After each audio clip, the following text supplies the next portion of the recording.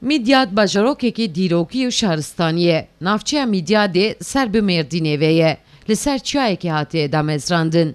Li axa Mezopotamyayê de di navbera çemên Dicle û Feratê de ye. Gelek şaristanî jiyan kiriye. Bi berhemên xwe ên dîrokî wekî müzexaneyekê ser wî vekiriye.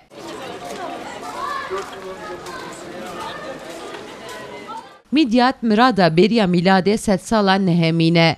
Gelek ol û ziman li Midyadê jiyane û li ser kevirên wî de hatine nexşkirin.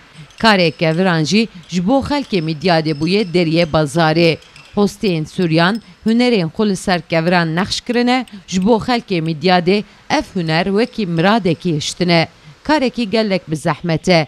Lê karkerên keviran hunerên xwe bi hezkirin tînin ziman û dibêjin nexşkirina keviran jiyandayîna kevir e û hunerekî herî bi qîmet e. Kevir ji deverna wilo got qayalık derkevin em ji wanekê blok halî em tên wanekê yanî mezin em wanekê tênin vê de em wanekê şemşkin ocaxin ji nav çiyê em wanekê ji wa de tênin.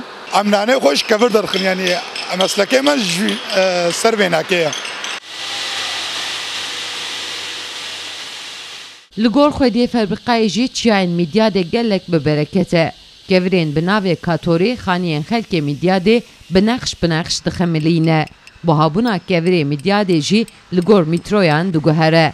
Her wiha ji bo her demsalê jî sexlem e. Emirê vî kevirî dirêj e, yanî hezar sal jî ev kevir xera nabe, ji ber çi ev kevirê me özellikle wînakê Katorî dibêjinê de nefesê distêne. Ji bo qeşa jî xera nake. Berê hostayê Midyadê Suryanî bûn. Em miletê me ji Suryanî elimîn. Vêga miletê me Müslüman vêga ew dest pê dikin, Suryanî vêga de vê îşî berdane, berê bi desta çêdibû, niha îşî bûye îşê makîne, sîstem gelişmiş bûne, teknolojiyê em üretime wana dikin. İşte em vî kevirî dişên heta bi Kanada diçê, heta bi Almanya diçê. Yani em dişêne derve jî sadece ne Midyadê tenê em çê dikin. Camiya em çê dikin. Giranbûnayê neweke mermera.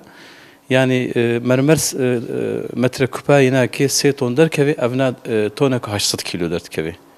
Neweke mermera na bi metre wa tê firotin, metre qarê, metre tûl, gora îşlema, naqîş bi metre tûla têne firotin, qaplama jî metre qarê têne firotin.